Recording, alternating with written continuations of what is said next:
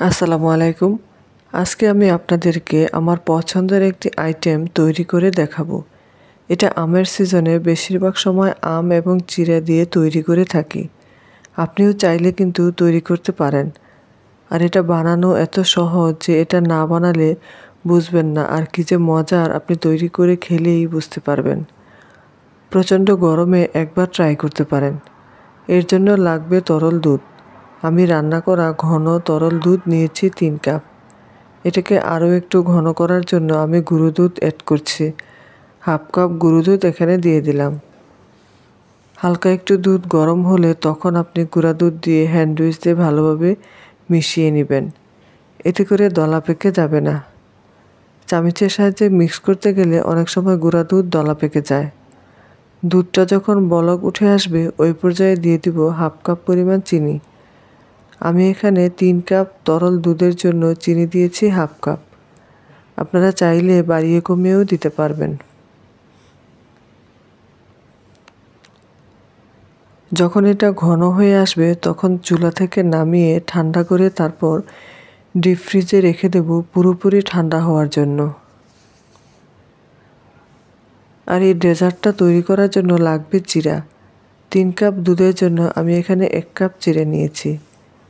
আমি এখানে লাল চিড়ে নিয়েছি, আপনারা চাইলে সাদা চিড়াও নিতে পারেন।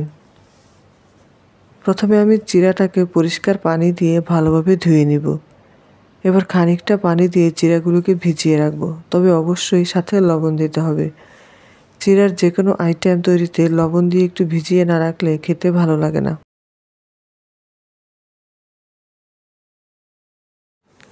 আর এরই মাঝে দেখতে পাচ্ছেন এটা ঠান্ডা হয়ে এসেছে, অর্থাৎ বরফ জমার মতো হয়ে এসেছে।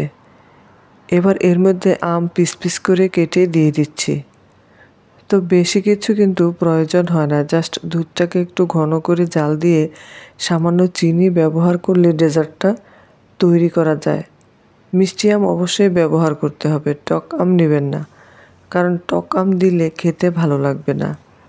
যে আমটা বেশি মিষ্টি মাংসওয়ালা এ ধরনের আম ইউজ করতে হবে। অনেকেই আছেন আমের যে কোনো ডেজার্ট আইটেম তৈরি করতে গেলে আমটাকে ব্লেন্ড করে ইউজ করেন। ব্লেন্ড করে নিলে খেতে ততটা ভালো লাগে না। এই ডেজার্টের ক্ষেত্রে আম পিস পিস করে কেটে দিলে খেতে ভালো লাগে।